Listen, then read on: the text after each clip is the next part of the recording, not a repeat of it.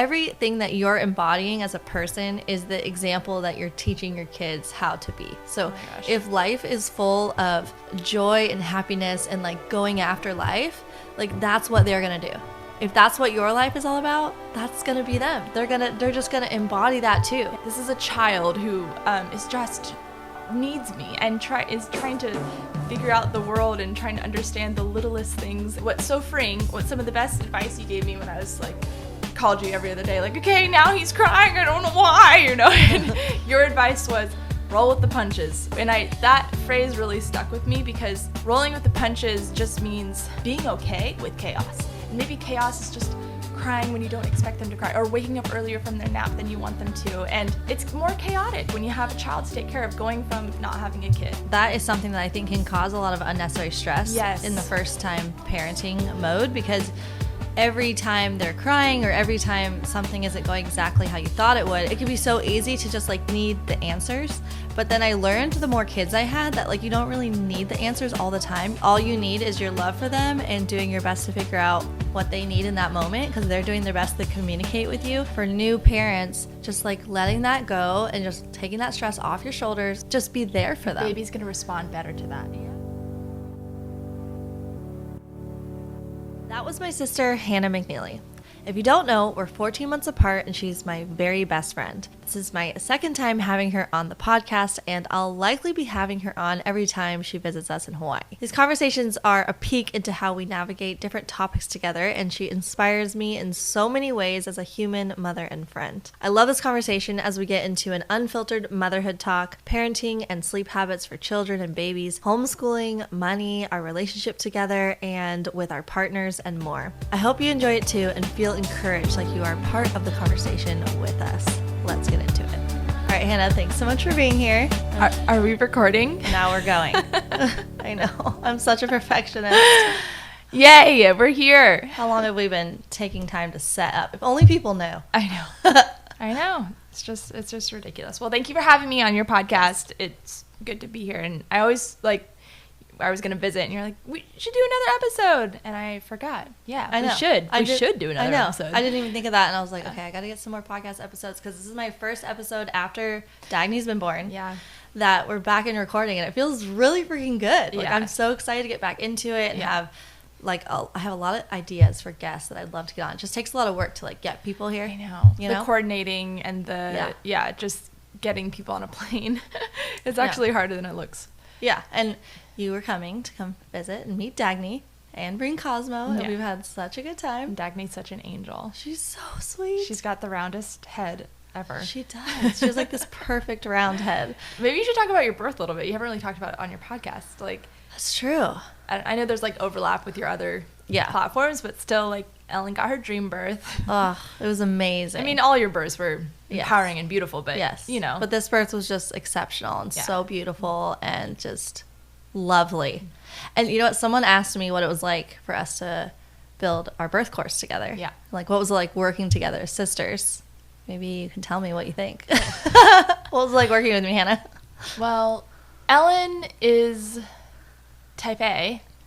Yeah. Perfectionist and obsessed with making things just like perfect and look perfect. And we have different skills. We have different strengths. And which is one of the reasons why like we worked so well together. The hard part is like hard working remote. It's like I was in Idaho, you're in Hawaii, and it's just harder. I don't know. Yeah. Sending files and then the 4-hour time difference and but I don't know, you worked me hard, Ellen. Yes. It was interesting for us to work together for the first time, because even though we have similar type jobs, we never like together created something. And so that was really interesting. But we do ask each other for, we constantly are texting each other for, I don't know, title ideas. How do you like this thumbnail? Advice. I need a video idea, like things like that, like advice on like how to handle whatever, because we do the same gig. But collaborating, actually creating a product together was really interesting. Yeah. I don't think I could with anyone else. Yeah. It's hard to work with someone, you know. It's just hard in general when Yeah. you're like creating a product together, but I think we work really well together and understand each other and have different strengths. There were definitely moments where I'm like, wait, this is not, no, we have to do it this way. And you're like, really? Does it really have to be And then in the end, it is better. So I understand it. I'm just lazy in some ways. Like I'm not a lazy person, but there are certain things that I just don't want to spend the time on. And I'm like, this will be so much better. We have to do it this way. You're like, are you sure? I'm like, yes, 1,000%. And then we did it. And it's like, oh yeah, okay, that is. Yeah, you're a hustler. Yeah, but so are you in different ways. Like you are like a writer, and I'm like, wait a second, I'm so slow at writing because when we're writing out like what we're gonna put into this course, like which took a really long time. A very long time. Yeah. And a lot of people might not know like why we did the course together. Mm-hmm. Oh yeah, because I actually had. Well, for anyone who doesn't even know, what the heck are we talking about? Oh yeah, what's the course? What the Empowered course? Pregnancy and Birth course. It's obviously, this is more of Ellen's brainchild. I've had one baby, she's had 5, and we're both very passionate about birth and, you know, helping women have really awesome experiences. And birth doesn't have to be a really scary thing. I know sometimes it can be, but yes. Yeah. And I've been wanting to create like an empowering pregnancy and birth course for years, but just never found the right time for it. But everything happens in its time. It all happens the way it's supposed to. And the way it unfolds is always like later you look back and you're like, yes, that's why I couldn't do it earlier. It makes sense. Like it just everything made sense in the end. But I really wanted to create this birth course and launch it with like my last birth, like with this 5th baby. I was like, that would be amazing to like have the birth and then be like, and if you'd like to like learn all my tips on what has helped me to have, than just tips. It's like I know, deep dive. It's like, yeah, like if you haven't had a birth that is empowering and you felt disempowered, like you felt like this isn't what I want to happen. Yeah. There is another way. Oh, absolutely. And even if this is your first pregnancy, first birth, and you're just so lost, there's so much information out there. This is everything you need to know. Yeah, like everything that I wish I knew. And it's not the stuff you don't need to know. Like you don't need all this. Yeah, there's some things that's like it's too much, and I'm like, you don't need that. You don't got time for that. You're pregnant. You don't have time for that. Yeah, you gotta just give me the information I need to have my most empowering, beautiful, pleasurable experience. How do I have an easier labor, a shorter labor, all that stuff that I wish I knew. So long story short, I came to a place like halfway through my pregnancy where I was like, I don't have time. I can't do it. Like I was like about to get started on it. I'm like, I don't think I have the time to be able to create this course. So I gave up. I essentially gave up, and I was like, I'm just not going to do it, Hannah. I'm so bummed. Like, Ellen I was so is excited. stretched very thin, if you guys don't know. Like, I know she makes it look really effortless, but she has a lot on her plate, and it's, you do the membership, you do your main channel vlog, you have the podcast, which is like so time consuming, and then all of the children, making sure that the 5 children and the children, like making sure I'm getting quality time with them. Like that's my number one biggest priority, and then I have all these other things that I love, but it's like I wish if I could have any superpower, it would be to pause time, like hands down. Yeah. When anyone asks like what would be your number one superpower desire, it would be that I could pause time, get everything I need to get done, and then just click play again. Yeah, you know what I'm saying? Like so I can just like be like not lose time, but that's just not. I mean, we'll unpack that a little bit because we don't have that superpower, and so the alternative is either feeling really stressed all the time and feeling like there's the mom guilt, especially working mom guilt, where you're like, I feel guilty when I'm not working. I feel like I'm guilty when I am working. But then there's not working mom guilt too. Yes. For like people are like, do I need to be working? Like, am I fulfilled? Yes. Like there's some moms who feel that as well. But wait, I want to go back to what I was going to say is that I essentially gave up. I called Hannah. Hannah knew how much I wanted to create this course and how many like ideas I had for this course. And I was like, I don't have time. I'm so bummed to say it, but I have to just let it go. Like, I can't get this done in time. Idaho when we were mostly talking about it. Yeah. No, it was before. You called me. Oh, you called me. I was in California. And you're like, what if I helped you create it? Yeah. And then we can get it done in the time frame you want. And people might be like, why were you so hung up on it getting by this time? I just knew that, like, after my 5th baby, too, that, like, I just would not have the time to, like, work that much. Like I wanted to be able to slow down. Consuming creating a product like this. And I just wanted to like after the baby was born to be like, okay, I'm gonna just relax and just spend time with the kids and not be so stressed with work, But I really also like it's a good kind of stress because I really wanted to create it. I just couldn't find the time. And so that's when you called me and you're like, what if, and you're like leaving a voice message, like, what if we do it together? And I'm like, oh my gosh, yes, that's what I need. I need you to help me create it. Yeah. Because like, while it was your brainchild, like I also like have my own, we had very different pregnancy experiences. So it was cool to you have your own important input. And it was like the perfect balance. It was a nice balance. To be able to bring our different experiences to the course, and then on top of it we had the idea to bring in other expert contributors. Oh my gosh, and that was just perfect because there are certain aspects that was really helpful to have an expert to to be partnered with. And they're really powerful, wonderful women who just are also passionate about parenthood and birth. And I mean, we've talked about the course on our other platforms, but check it out. Did you know that you swallow 5 to 7% of your toothpaste every single time you brush your teeth? That's an entire blob of toothpaste every 7 days. Most commercial toothpaste are filled with harsh chemicals, artificial flavors, and preservatives, not stuff you want to be putting in your mouth, let alone eating. That's why Bite makes dry toothpaste tablets made with clean ingredients that are sulfate, palm oil, and glycerin-free. And my holistic dentist fully approves. There's a specific ingredient she highly recommends for brushing teeth called hydroxyapatite, and it's in these awesome toothpaste bits. And on top of that, the jars are so pretty. It comes in refillable glass jars, and they send refills in compostable pouches, so they're better for our bodies and our earth. No more plastic toothpaste tubes. Bite toothpaste bits are so convenient. You just pop a bit in your mouth, chew it up, and start brushing. It'll turn to paste just like you're used to, but with no plastic tube or messy paste, which makes it extra convenient for kids who think popping a bite in their mouth is so fun and makes toothbrushing a pleasant experience. It honestly felt a little weird at first, but now my whole family is obsessed. It's so effective and makes my teeth extremely clean. It's literally the best toothpaste I've ever used. Bite makes plastic-free alternatives for everything on your bathroom sink, from toothpaste, mouthwash, toothbrushes, and deodorant, so you can cut out the harsh chemicals and plastic waste without compromise. And Bite is offering my listeners 20% off your first order. Go to trybite.com/Ellen or use the code Ellen at checkout to claim this deal. That's TRYBITE.com/Ellen. A lot of people are asking about newborn phase, and I feel like sometimes when you're in the newborn phase, you just have so many questions. Yeah. That's how I was. Mm-hmm. So what advice do you have for people now? No, not me, you, because I only did it once. And But I'm like, still, what even happened 2 years ago? I almost feel like you learn the most in the first one. Yeah. I mean, maybe not, but to me, I feel like the first one is the most intense because it's such a worldview shift, like a world experience shift. Yeah. That you didn't have before. But I think a lot of times people just don't feel prepared for it once they get there. Like you think before you get there, oh, I got this. This is great. And then it happens and you're like, whoa, oh my gosh. Yeah, you're like, I laundered my baby clothes and they are folded in the drawer. I'm ready. I'm so ready for this. I got the diapers. Yeah. And I know I'm going to be like a positive, respectful parent. Let's go. And then you have the baby and you're like, oh my gosh, this is like a train hit me in the face.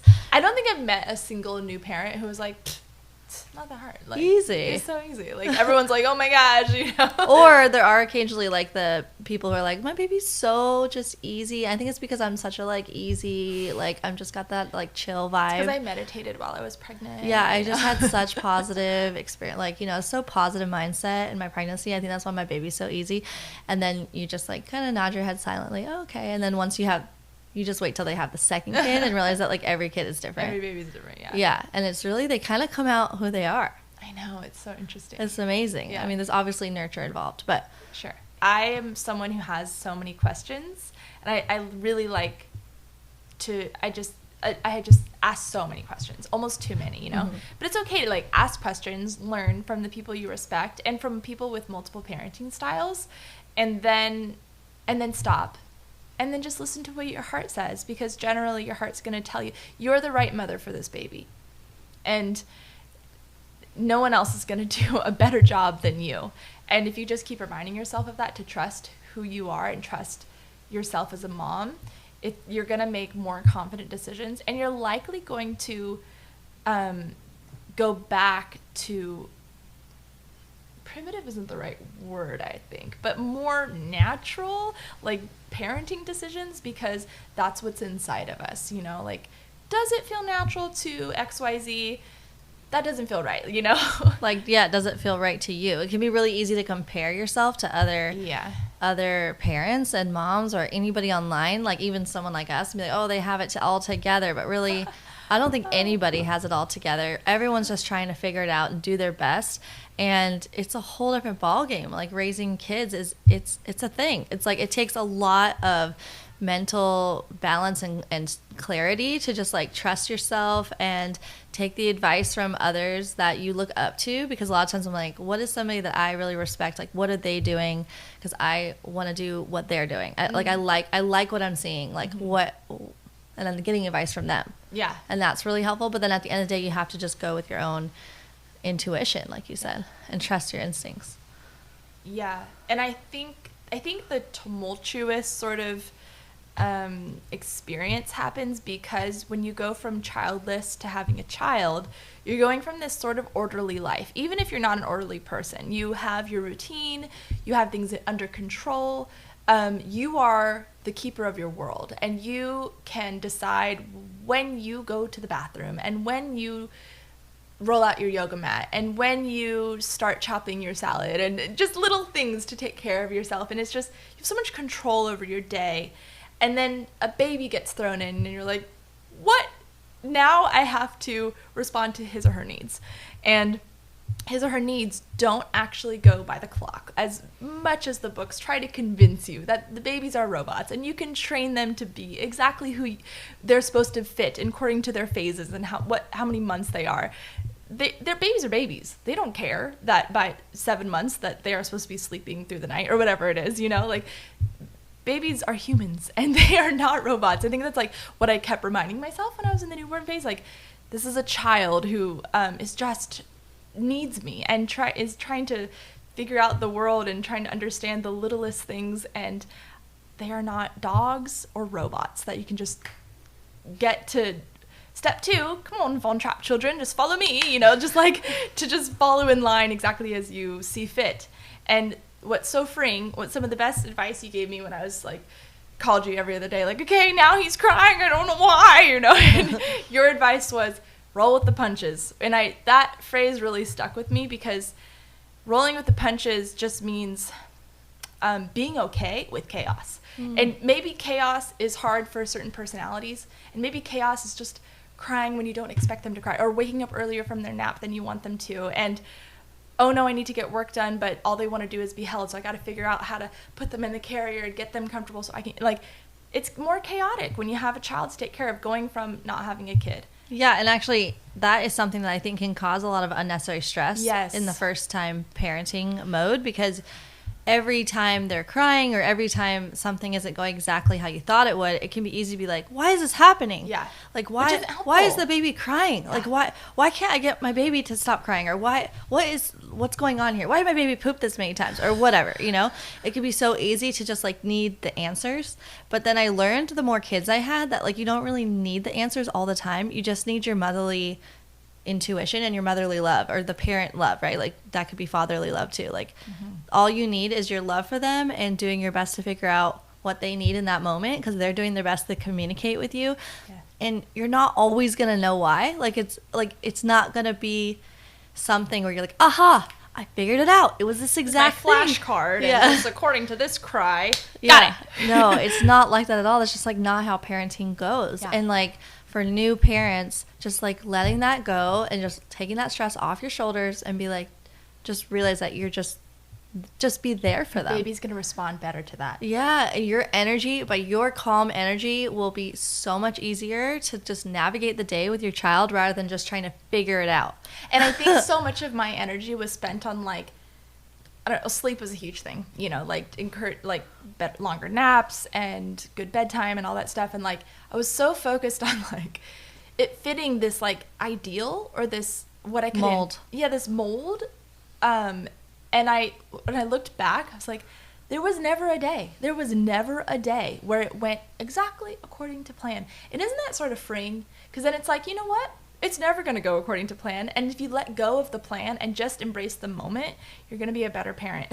Yeah, presence with your kid is probably the best way to navigate your day with your kid. Instead of being like, it has to go this way, I have to have the house clean like this, I have to make sure my kid isn't ever crying for this or whatever. Like, babies cry, and the house gets messy. Like, that's just how, like, they're going to have food all over their bodies. Like, you know, just things like that. And just realizing that, like, your love and your presence is the best way to guide you, you know? Yeah, I know. And there's some, like, great books out there. There's some great resources. Yeah. But what did we do before these books and resources? I think we've lost our way a lot when it comes to raising kids. And we live in a very different world than we did hundreds of years ago. But generally, if we tap into how can I respond, and, you know, that's a big thing, the way you and I parent is responding to our baby's needs. There is a different way of parenting where we're sort of like, ignoring is not the right word, but kind of forcing your baby to not have the needs that they have. Do you know what I'm saying? Like, yeah. Like, it's a non-responsive type of parenting, which is not my jam. Like, I will always respond to my baby's needs.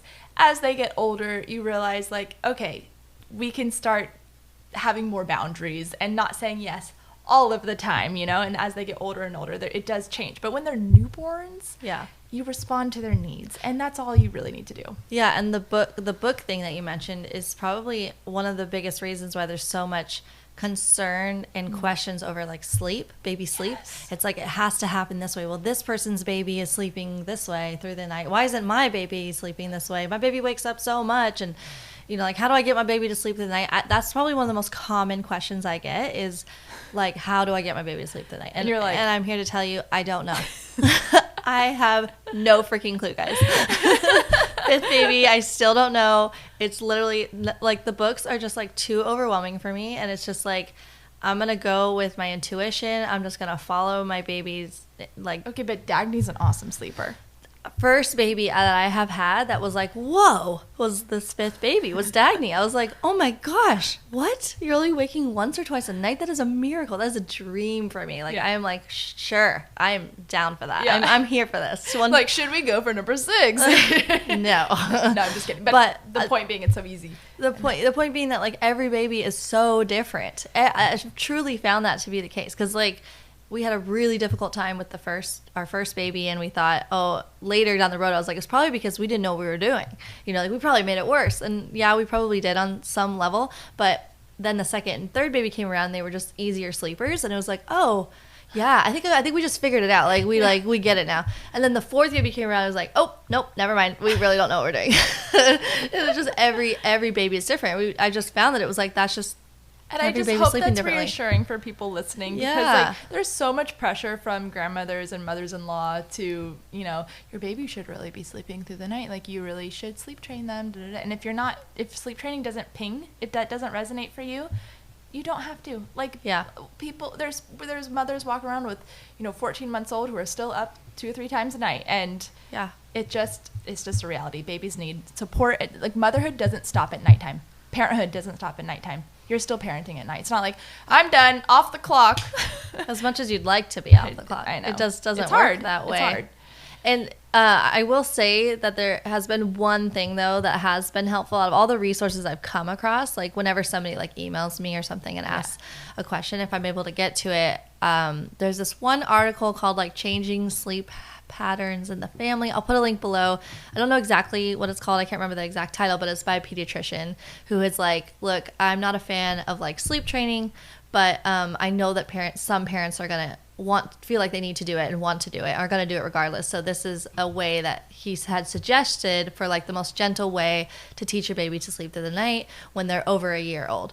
And his emphasis on over a year old, like, really spoke to me. That's like, yeah, like, waiting until they're older and they're, like, more aware and understanding of, like, their safety and their surroundings, that their parents are there, and easier to teach a child, and just, like, it just makes more sense to me. It just, like, resonated with me.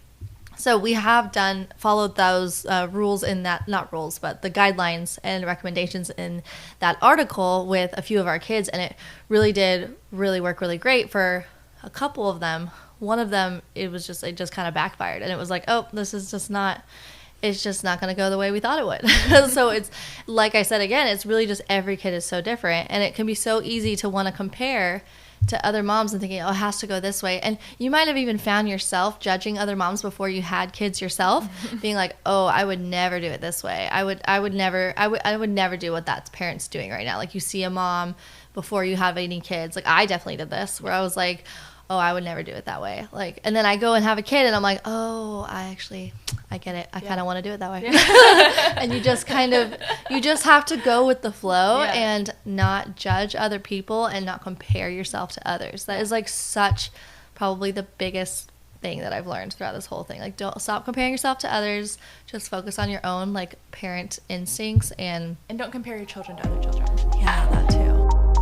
I just launched a birth course called The Empowered Pregnancy and Birth that I've worked so hard on these last months, and I've never been more proud of something I've created. This course is filled with everything I wish I was told before I became pregnant with my first child over a decade ago to have an easier, quicker labor, and even a pleasurable birth experience. I created the course with my sister, Hannah McNeely, and we have some incredible contributors in this course, including Dr. Gemma Newman, who collaborated with us on plant-forward prenatal nourishment. She's an MD who's a senior partner at a family medical practice that has worked in many specialties, including obstetrics, gynecology, and pediatrics. We have Haley Callahan, a DONA-certified doula who collaborated with us on having an empowered birth for those choosing a hospital setting. We also have an incredible yoga instructor, Michelle Mensch, with prenatal yoga classes and birth meditation. And finally, Heather McKean on the mind change method and how to rewire your brain for a more pleasurable and gentle birth experience, which is one of the most powerful parts of the course, in my opinion. Because something like hypnobirthing, for example, can be really helpful for a lot of women. But for many women like myself, you can say all the positive mantras you want out loud and envision the birth you desire. But if your subconscious believes otherwise and tells you, that's not what birth feels like. I know what the movies showed me it feels like. I know what my mom and friends say it feels like. I know what my past birth experiences even felt like. Then it's not going to get you very far. That's why we have to rewire our brain and change not only the conscious mind, but also the subconscious mind. And Heather, someone who's helped so many women like myself achieve the birth they desire, shows you in this course how to do that. This course is centered around becoming empowered and making informed choices, optimal pregnancy nourishment, giving birth where you feel safest, getting back to birthing wisdom, and my favorite part, how to have an easy, quick, and pleasurable birth experience. It's filled with how to prepare your mind and body for conception, creating a birth plan that's right for you. We also go into nutrients of focus, healthy foods to embrace, and supporting your body through movement, how to get baby in the optimal position for birth and the secrets to avoid tearing, how to have an easier labor guaranteed, and the information that made my last 3 labors significantly more pleasurable, gentle, quick, and easy than my first 2. We include everything you need to know postpartum, breastfeeding, and more. And there's even a lesson for your partner if you have one in how they can best support mama in pregnancy, labor, birth, and postpartum. So you can get access to the course at ellenfisher.com or click the link in the show notes and description box. Just click the link to learn more about the course. I've never been more proud and excited about something I've created. Birth is life-changing, and I'm really passionate about sharing all that birth can be: gentle, peaceful, easy, and even pleasurable. I know we did that article too, which was super helpful. So we basically sleep trained at 14 months. I like to call it sleep teaching. Sleep teaching. I mean, we say potty train. Just the train just sort of has a funny taste in my mouth because it's not like training a dog. But yeah, sleep taught at 14 months, and it worked. It was awesome, and I'm just so glad that we that article is generally for parent or families who co-sleep. Mm-hmm. Or even in the same room, even if they're not in the same bed. There's some sort of co-sleeping happening, and then they're ready to get some sleep. I just remember feeling so desperate at 14 months, feeling like, it's time. Yeah. And that's why every parent is going to go by at different times. Yeah. And so with every parenting experience, there's the highlights, there's the highs, the big love, like beautiful baby, you just love like how sweet they are and your little child, and then there's the hardships and the struggles, and just realizing that like every parent goes through that. I want to recommend an Instagram account. Do you follow Hey Sleepy Baby? Mm-mm. She's really awesome because she just speaks some serious truths about sleep training and about co-sleeping and supporting even toddlers in sleep. Like, some toddlers still need support to go to sleep. My son does. And she's so honest. Like, I think she's having her 3rd baby right now. And she'll even talk about how, like, hey, you know, we got sick and so things got thrown off, and I just really appreciate the honesty, because other sleep accounts that I'm not a fan of just act like, just follow my PDF and everything will be okay, you know, like, and your child will be sleeping through the night in one day. Yeah, like just give it 1 week and your baby will sleep through the night and never wake again. It's just a lie. Like, children wake up, and every child's different. Like, our friend has a 4-year-old who still wakes up like every other night or so, wakes up, crawls into bed with them, and just, children are children. Yes. Yeah. And hey, sleepy baby, check her out. She's awesome. Yes. And it also, I mean, like, it does influence a bit. It is influenced by how you handle those experiences on some level as they get older. Yeah. Like, how you decide. Because I kind of went through a period where I was like, well, they'll just learn how to sleep on their own, right? Like, they'll just figure it out. And like, most don't. But yeah, that, from my experience and from my friends' experience, like, it really doesn't work that way. It doesn't just, like, one day they magically learn, oh, I'm just going to sleep through the night and stay in my own bed or whatever. Like, it just doesn't work that way.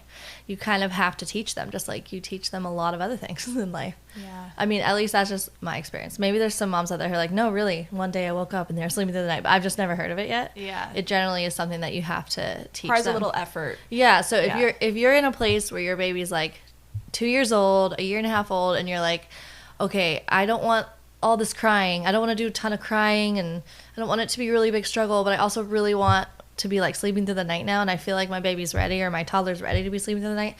I don't think you should just be like, one day it'll happen on its own. Like, you kind of have to influence it a bit. You have to help teach them, or else you might have that part where your child's 4 years old and they're still waking you up throughout your bed. This family, they do set boundaries. It's just, kids are kids. Like, it's like their other kid doesn't do it, but this kid does, you know? Yes, totally. But are you talking about like every night? No, not every night. Oh, it's just like a. Oh, yeah. He'll go through phases where, like, he'll wake up a bunch. Oh, and then, yeah, totally. There's gonna be things like that. That's just parenting. And I think it's just, as you get older, you start setting boundaries. And just because you're setting boundaries, it doesn't mean you're not a gentle, responsive, respectful, positive parent. I'll throw in all the adjectives there. Yeah. Like, you can, like, for example, the best example I can think of is sometimes your kid doesn't want to get in a car seat, but it's the best thing for them. It's for their safety, right? So sometimes you have to set that boundary. This is what we do. We sit in a car seat, and it might require a little bit of physical maneuvering in there. It might require some crying. Yeah. There are certain things that are really important that you establish and do for their safety, for their health. Yeah. And if sometimes there is some struggle there, like, struggle doesn't equal bad. Yeah. Yes. There are certain things that just take effort and teaching. And it's just more like just having grace for one another, having grace for children, not judging other people, and just like doing your best. Yeah. And it comes down to, like, for me, where I would like take and listen from different modalities of like, okay, what is the sleep thing? How am I going to do this? Talk to different moms. I would definitely like talk to different moms who are like seasoned. Yeah. And then, I don't know if that resonates. And overall, over time, I found what made sense for us. Yeah. Because it depends on each kid too. Can I say one more thing about the newborn phase? Yeah. Because my child, Cosmo, is turning 2 in a couple weeks. And I was thinking about this the other day, that it's so weird to think about. I was in that newborn phase, you know. I'll be real with you guys. I'm not much of a baby person, and I think it's okay. You can not be a total baby person and still have children. So, like, I'm at the 2-year-old phase, and I am obsessed. Like, it's so much fun. I just feel like I'm laughing. He's hilarious. Maybe you thought you weren't a baby person until you had Cosmo. I don't know. You still think you're not a baby person? I'm not a baby person. Huh. But you're your baby person. I love my baby, you know, and when he was a baby, I was like, look at my baby. Isn't he amazing? Like, yes, I love my baby, but you can still be sort of like, whew, that first year is hard if you're not like a full-on, I love baby. Even if you are a baby person, it can still be very hard. That first year is hard. And like, I just want to give encouragement to anyone in the baby phase that, like, the 2-year phase is my favorite. It's so much fun. I agree. I do not understand this whole terrible twos thing. No, it's not terrible twos. 2 is like my favorite age. Yeah. 2 is so much fun. They're hilarious. Yeah, their little personality is shining. They're just showing who they are more. But they're also still in the very, like, I want to snuggle you, mommy type thing. Oh, and he still holds my hand everywhere. Yeah. And, like, he has perfected his air guitar. And he, like, it's hilarious. Actually, though, like, every age is pretty amazing. I know. Like, because as they get older, like, I love the age that, like, Sandy and Elvis are at. Like, they're 7 and almost 11. I'm excited for that phase. Yeah, like, it's super fun because they are like your buddies. They're just your close friends that you can have really awesome conversations with, and they're just shining in who they are as people. I mean, I'm a baby person, obviously. I know you are. Obviously, I mean, I love and babies. I love your babies. I'm just, I just, it's okay to not be a baby person. Like, you can still be a womanly, goddess mother and still not like be a baby person. You can still be I think when you say that, it's hard for me to see because you're so good with kids. Like, when I see you with my kids, okay. like, I think you're great with kids. I'm okay. I feel like I'm better when they're older. Like, the older they get, the easier it is for me. Sometimes I'm like, what are you saying? Like, I don't know. That's right. And some, like Andrew is just such a baby, like a kid. Well, actually, he's just a kid person, like baby person. He just like is so great with us, just swooping them up. Yeah. Getting them totally mesmerized and like having so much fun in whatever he does with them. Like when I'm holding someone else's baby, even Dagny, I'm like, I don't know what to do. Like, hold on. But it's really for anyone who's like a little football. Anyone who is in Hannah's, true. Anyone who is in Hannah's camp where you feel that way, once it's your baby, it's so different. It feels so natural. Yeah, it really does. Like once you have your baby, I definitely felt that before I had kids, where I'm like, I don't know how to hold this baby, but then you give birth and suddenly it just feels so primal and natural and instinctual, and you just hold your baby and it feels so right. Yeah, like natural. So you're really excited to homeschool. Oh my gosh. Oh yeah, homeschooling. Let's talk about homeschooling. How are you going to homeschool in Idaho? For anyone who doesn't know, she lives in Idaho now. I moved to Idaho. We don't have to talk about that. But oh. I moved to Idaho. I love it mostly. The end. Okay, so I do love Idaho. Idaho's awesome. And if you're vegan living in or near Boise, please message me. I need more vegan friends. Okay, so... But you don't need just vegan friends. You already have. Obviously. I have lots of non-vegan friends. But, like, it's just something nice about having friends with, like, vegan families. And, like, I don't want Cosmo to be the only vegan kid around. Like, I know there's other vegan families out there. Here's my beacon. Call me. Okay, so homeschooling. I am so excited to homeschool. I just told you the other day how excited I am to homeschool that I almost feel like, ooh, reel it in, Hannah. Like, have lower expectations because I might be like, oh gosh, this is really hard, because it is. Like, I don't think you're gonna feel that way. I feel like you're gonna love it because you love education and you love just all things learning. Like, you've always loved school and Harry Potter. Yeah, you could do a whole Harry Potter projects. A whole year of Harry Potter. A whole year of Harry Potter. Yes, a whole subject on Harry Potter. I'm like so into. I'm not like great at math, but Eric literally does physics and calculus and trig for a living, so I will leave that to him. Totally. But I'm so excited to make learning come alive, which is the beauty of homeschooling. Like, we were just chatting the other day, because Ellen's in it. You're in it now. Like, you're full on. Like, I have like all the different stages. You're all the different stages, and they're going to like activities and so many activities. I know, and like they're doing all the things. Like, they're in school now, and it's like, oh wait, we got to do our school. It's not like oh, you want to learn the ABCs today? Like, it's a full on. Let's get our when they're curriculum younger done. and they're toddlers, it's easy to be like, oh, let's just go to the beach today. We'll get to that later. Yeah. Or like, let's just do a little bit counting in the sand. Yeah. Like, know? oh, you're interested in this. Like, I don't know. It's less of a priority. Yeah. To do when they're really little stuff. Yeah, I mean, the thing is, living is learning. So everything that they're doing when they're little, it's a really beautiful way to start homeschooling. Yes. And then as they get older, you do have to be a little more intentional with like the subjects that they're learning and keeping on top of it. And not like, the thing is though, there's a balance of both. That's so beautiful, of being able to be really free-spirited with homeschooling and like living is learning, because there's so much, for instance, like finances, math, right? The math that's in school is not really applicable to most people's lives unless you choose a job like what Eric has, like being a structural engineer. For a lot of other people, for the majority of people, like the math in school is not actually applicable to life. But what is really applicable to your life as you graduate out of high school and college is like finances, personal finance. And that's something that I think should be like a subject in public education, because so many people don't know how to use their finances wisely, and having poor financial finesse really affects your wellness in your life. Absolutely. It affects the stress society. In your life. Yeah, which, if that's what education is about, on a like sort of holistic level, is like, how is education affecting our society? Let's learn about finances as kids. Like, as a collective, for sure. There's this quote, this guy that I really want to get on the podcast about homeschooling, his name is Matt Boudreau, and we've talked. I'm hoping to get him here because it'd be super fun to have him on. There's something that he posted that I thought was really good. I wrote it down. It says, interesting paradox. You don't feel qualified to educate your own children, so you answer that fear by putting them in the same system that left you feeling unqualified. Whoa. That's really good. Right?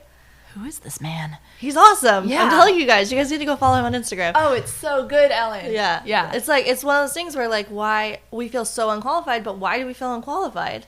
Like, I mean, I don't feel unqualified, but a lot of parents can go into homeschooling like they want to do it. Oh my gosh, it's so good. I never thought about it that way. I know. Where it's like, parents are like, well, I can't educate, so I'm going to let them, the same education system, educate my children so that they also feel unqualified when they graduate. Yeah. Isn't that crazy? Yeah. And so I think that's a really important core message, which we talked about in my last homeschooling episode with my friends Josefa and Jenna. If anyone who's interested, I love that episode. That was really fun to talk about homeschooling. It's a very common theme for parents to be like, I want to homeschool, but I just don't feel qualified to do so. Or someone asking someone like myself, how do you feel qualified enough to homeschool your kids?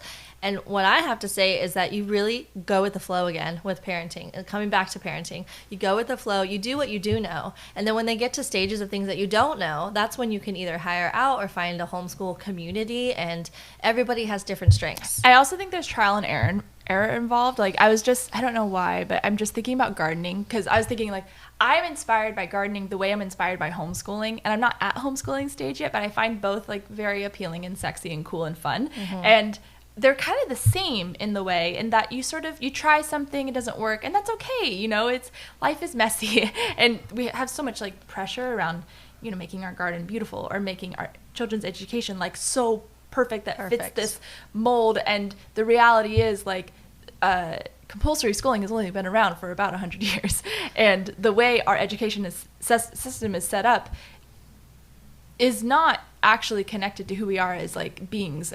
And it's not like whoever said that was like the way. Like, that's the only way that we can learn. That's the perfect way. And it was set up that way, like in terms of their schedule, to fit with parents' work schedules. Yeah. That's why they go to school from 7 to 3 or whatever. And school is like, compulsory education is really set up for one type of learner. Yeah. You know? And so Hannah loved school growing up. You were just really good at it naturally. You didn't really have to study for tests. You just got it. Yeah. And I had to study really, really hard, and I would still get like a B-. And I thought growing up, like, maybe I'm just not that smart. When really, once I got older, I was like, wait, I am smart. I just have to harness how I learn in the way that resonates with me best, instead of like, you have to do it this one way, the way that schooling is. So school can be really great for some kids, but not every kid is like, loves it. Clarify here, because while I did not study, I studied for one test in high school. I remember being at the park like, I should study for my English test, and that was my one experience of studying. However, I was super unprepared for college, and I remember one of my first papers I wrote was a history, like a gen ed sort of history class. I wrote a paper, I got a C, and I went to the professor like, what? I got a what? And he's like, yeah, this is a C paper. And I'm like, but I always got A's. What happened? And the truth is, I don't think our school really prepared me for college. And that's interesting. We never talked about that. Mm. Oh yeah, the academics of our school were definitely lacking. But that doesn't mean I needed more rigidity, or I needed more like push down your throat, sort of like cram. I don't know, like Rory Gilmore at Chilton sort of schooling. That's not what I needed. Like I think I just needed more challenge and more like depth of thought. And when I got to college, it was so challenging and fun. That's why I really stepped up my game, and that's when I became studious.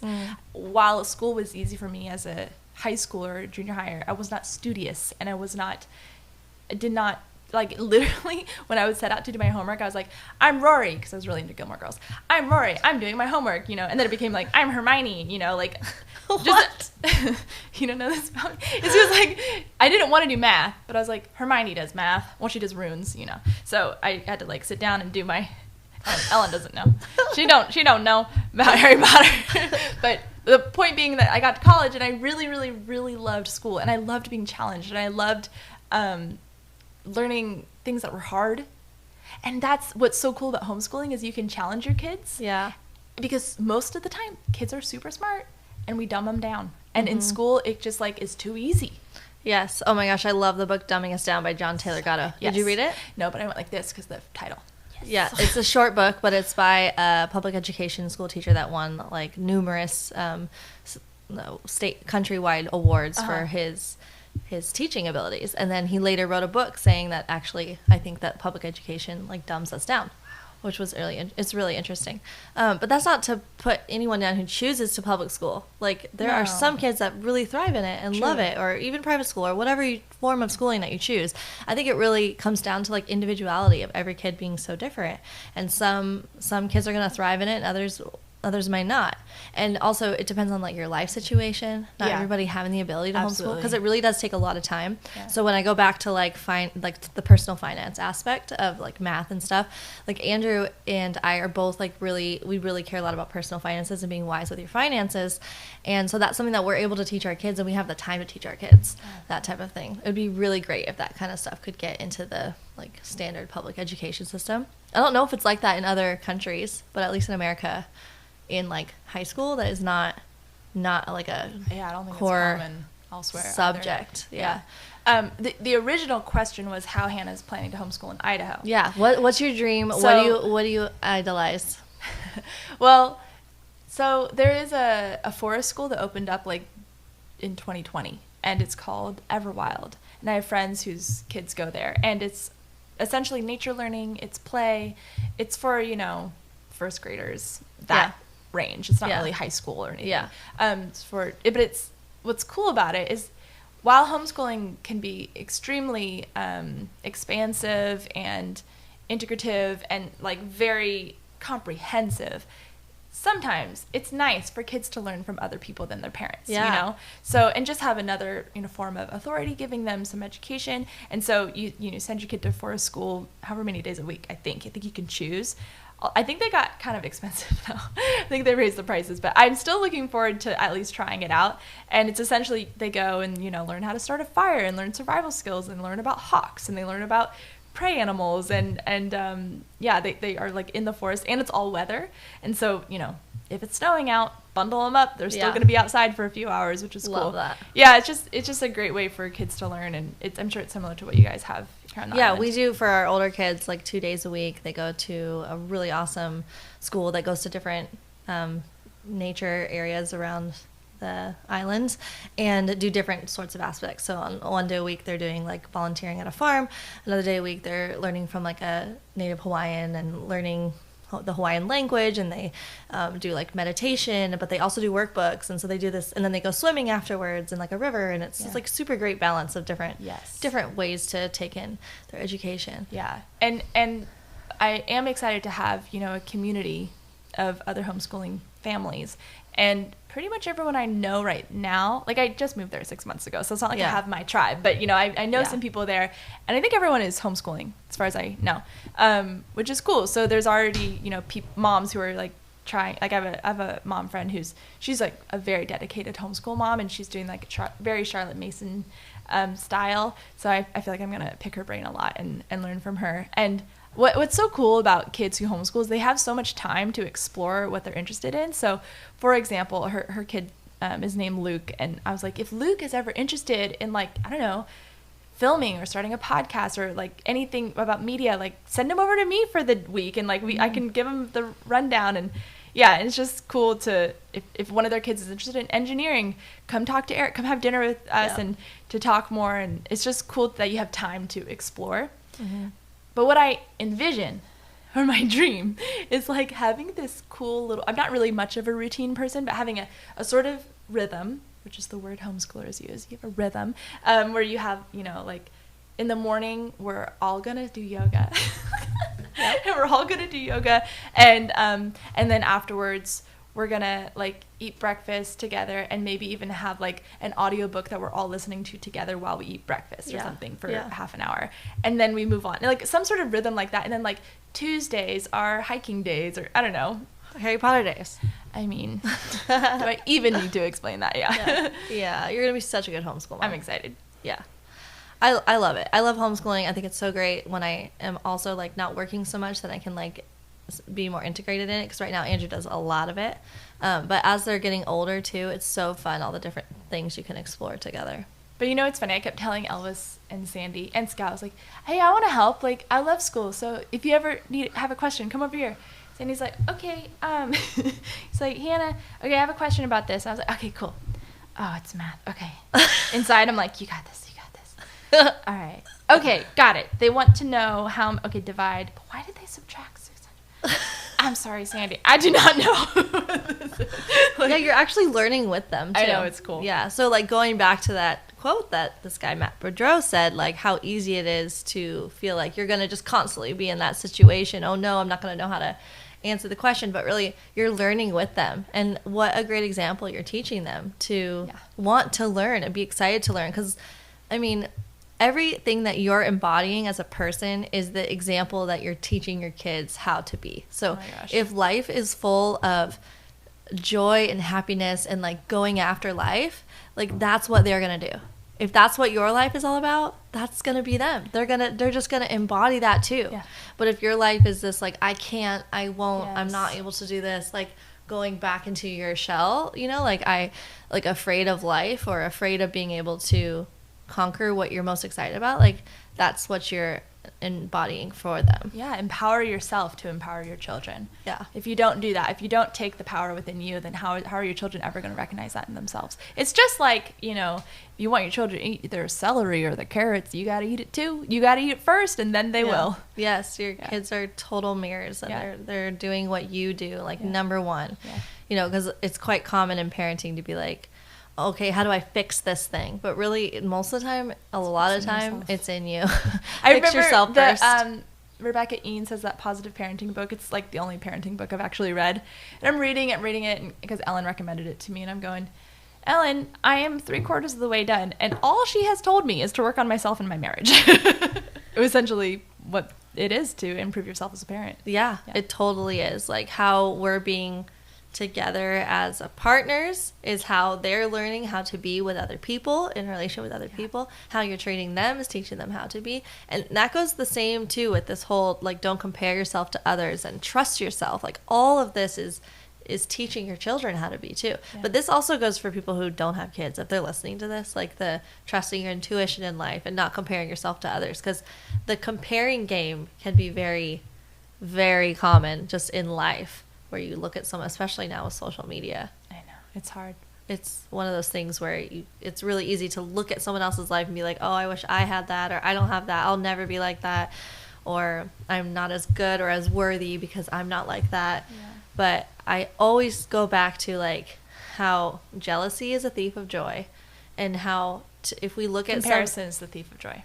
Yeah, what did I say? Jealousy. Oh, yes, comparison is the thief of joy. Yes, that's what it is.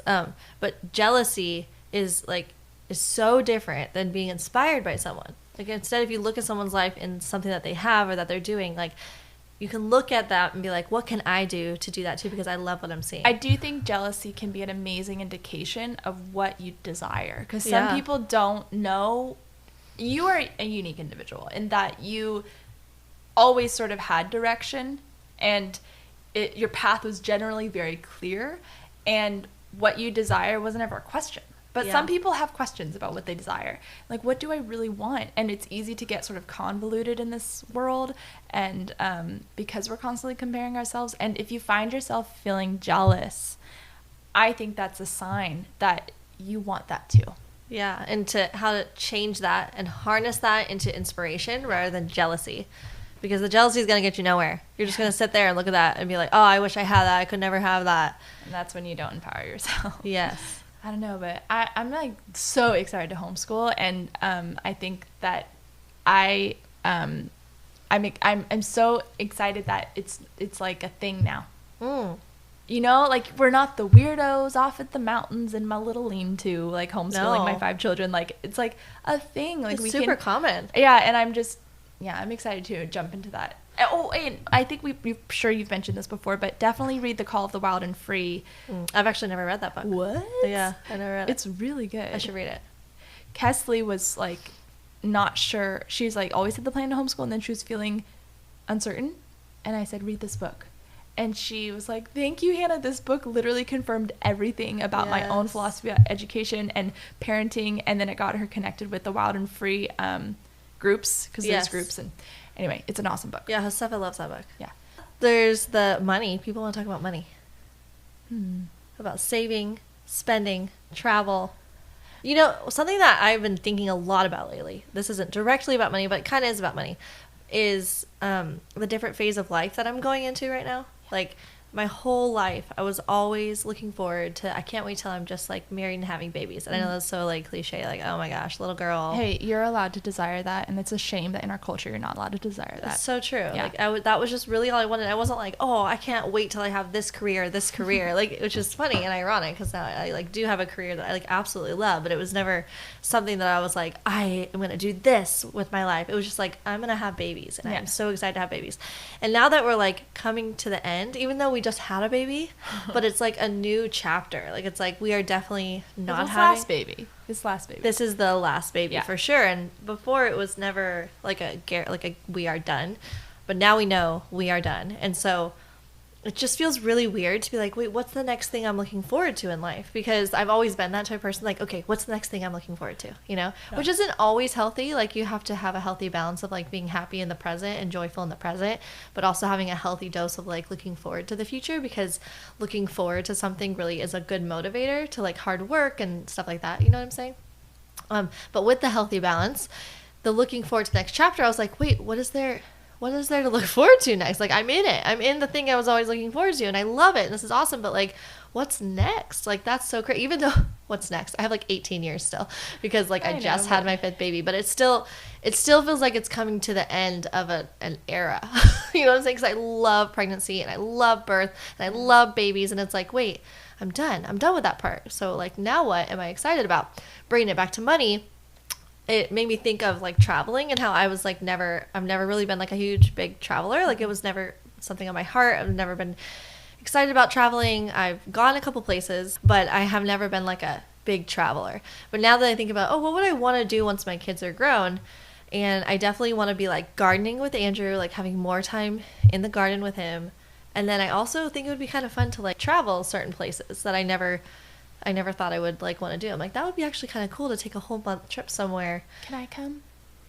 Well, all right. For a week? Just kidding. Yes, I envisioned, like, you know, Andrew and I when we're like, I know. But yes. But I do want to say, I have a good friend who, I had Cosmo right when her daughter went to college. And we were talking about it, how, isn't that funny? We're both sort of in this weird transition where I'm becoming a mother and you're becoming an empty nester. Yeah. And she was surprised. I think what she was trying to communicate was that no one really prepared her for what that's like, is to become an empty nester and to suddenly not be needed as much. Yeah. And that was a kind of an interesting transition for her. Yeah. Yeah. And just, can you imagine not being needed? Our kids still need you, and you're like, we still needed our parents when we were 18, you know? Yeah, like, but in a different way. It's just different. Yeah. Like, it's really hard to fathom the days where, like, we have so much free time to do what we want, and the house is always clean without trying, you know what I mean? Like, without having to pick up every day. Like, that is very, very weird to fathom. But it's one of those things where I just never really thought about life after having kids. Yeah. Like, oh, you still have, like, so much life to live still. Yeah. It's just weird to think about. I have another friend. Sorry. I make friends with middle-aged women a lot. Like, some of my very favorite people in my life, we're not in the same phase of life at all, but, like, we just really connect. Yeah. I think they're just cool, and they have no drama, and they're just very confident in who they are. I think that's why we connect easily. But her second kid is about to go to college, and her sort of plan is like, okay, now I really need to, like, live in a place, because she doesn't have to live in that place anymore. Like, I need to live in a place that my kids will want to visit me. And she's like, I need to have, like, property. I need to be, like, they like snowboarding, so they need to be near snowboarding. Like, I want them to visit. And she's, like, setting up her life for, like, long term. My kids want to come home and bring their eventual, you know, girlfriends, boyfriends home and stuff like that. Oh, that's so interesting. I never thought of that. Well, I mean, you live in Hawaii, so it's kind of like you don't have to worry about that. Hopefully. But I might need to get a pool or something. Kids, come home. Just kidding. We got a pool. Yeah, but that also makes me think about just, like, being wise with your money now, because it can be very easy to just be in the moment and not think ahead for the future. And I have, like, a whole personal finance episode with Rachel Cruz, who's the daughter of Dave Ramsey. It's such a great episode. I love that episode. She was great. But it just makes me think about how preparing for your future. And that's just something that Andrew and I, like, it's just a big, like, theme in our life is, like, preparing for what's ahead, you know? And it can be really helpful to, like, you know, save your money, be wise with your money, intentional with your money. You can spend on things that are important and valuable to you. That doesn't mean you don't ever spend money on anything. Yes. But you're intentional about every purchase. Yeah. You know, instead of just, like, willy-nilly, like, oh, it's just I have the money now, just... Well, I think what a lot of people get caught up in is lifestyle inflation, where they get a raise or, like, you know, maybe they get, I don't know, class action lawsuit payout, like something. They get money, and so their automatic desire is to spend more, which, what if you flipped it and instead made it a game to how much money can I save? Because yes, there's things we can spend money on. I spend money on food. I like buying high quality food, and I like feeding my family like delicious food. I don't like, you know, I don't know. I like high quality food. It's like makes me happy. It nourishes me. It's for my health and my family's wellness. But I'm not going to spend money on a Chanel bag. It like doesn't, I don't want to spend money on a Chanel bag. It doesn't bring me any joy. And so can you make those decisions like what's actually going to bring me joy? And then also try to like keep spending the same. Yeah. Even when you make more. Yes. Keep spending the same. Yes. That's how you save. That is like a very insane way to live. Most people do not live that way. But for us, that is something that we try. Most people don't live what way? Like we're saving live in a way where you don't live in accordance to how much money you have. Yeah. That you live like less than below how much your you means. make. Below what you make. And people don't know the freedom in that. Yes, and that can work even for people who don't make that much money. Yes, yeah. And a lot of people don't know that because you just think, oh, well, I don't make a lot of money. Like, I could never do that because I feel like I'm scraping by. And some people really are scraping by. But there's a great documentary called Playing with Fire, F.I.R.E. It's called Financial Independence, Retire Early.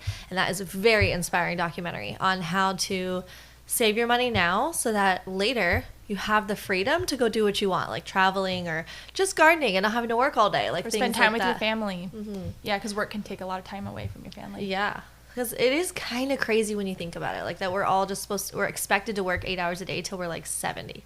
I know. That's like most of our life. That's so crazy. I know.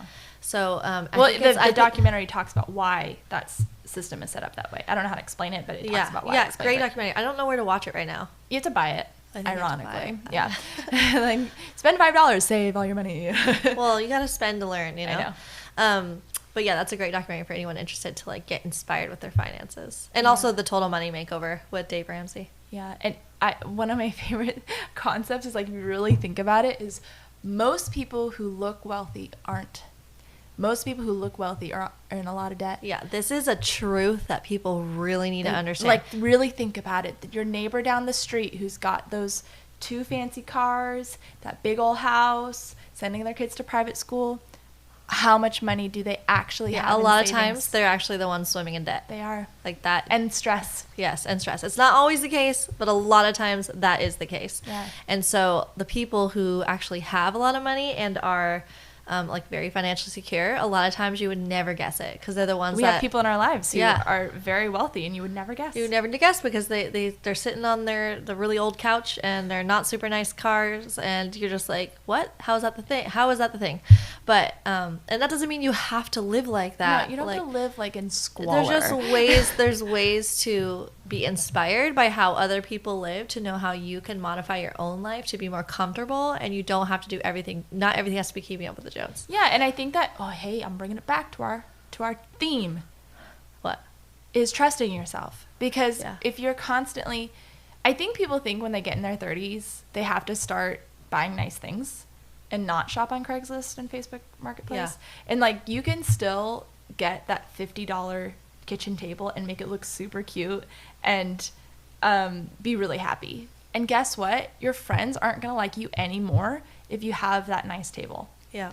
Or whatever it is that you're trying to get. And if they do, expensive, then those aren't the type of friends worth having. Seriously. I mean, like, I feel like people think this, that, like, I'm in my 30s now. I need to own nice things. I need to have more square footage. I need to, all these things. It's like, do you, though? Like, really tap in and ask yourself.